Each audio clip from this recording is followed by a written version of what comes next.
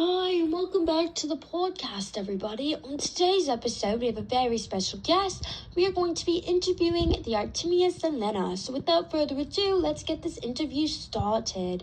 So in what ways are the Artemia Selena extreme?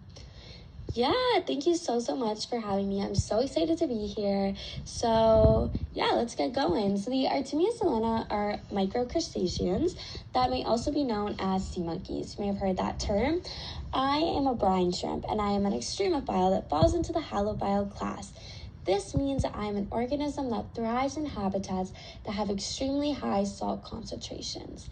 So the Artemia Selena make their homes in salt lakes, salt swamps, seas, and rocky coasts, and we are able to survive in salt concentrations that are almost saturated.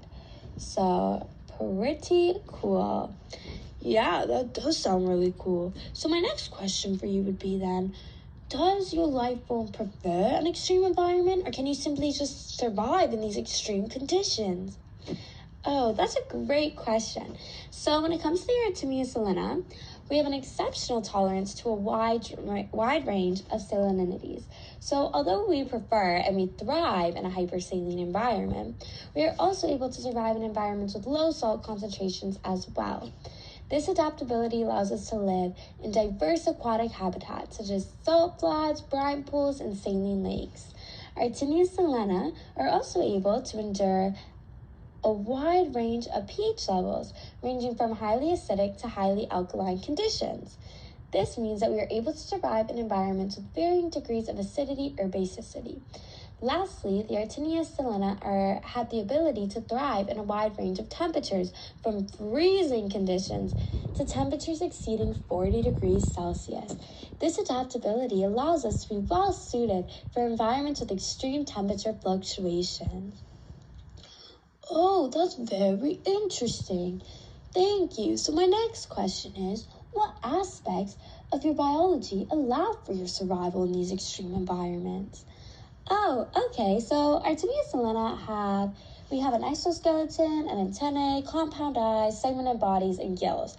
But our gills actually help us survive in these salty environments by absorbing and excreting ions, as well as by producing a concentrated urine. Artemia Selena are able to reproduce sexually and asexually via parthenogenesis. Artemia Selena can tolerate periods of lack of oxygen, referred to as anoxia. We are able to survive in environments with fluctuating or low oxygen levels because of the psychological adaptations that we have developed. The Artemia Selena also have the ability to undergo a process known as cryptobiosis. During this process, there is a state of suspended animation by forming cysts. These cysts can survive harsh conditions such as desiccation and extreme temperatures. This adaptation gives our species the ability to endure unfavorable environmental conditions and rehydrate when conditions become more favorable for us. Oh, wow, thank you so much for sharing that. So my last question for you is, what does this extremophile tell us, about life beyond Earth?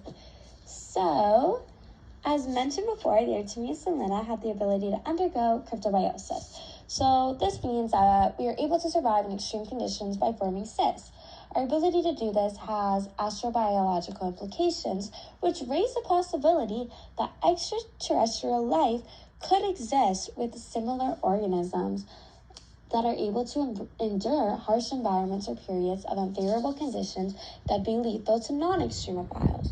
So the information found by studying the Artemia Selena could contribute to the identification of potential biosignatures that could be used in the search for extraterrestrial life. Wow, this has been a very informative interview. I feel like I've learned a lot. I want to thank you so much for coming, and we hope you come back anytime.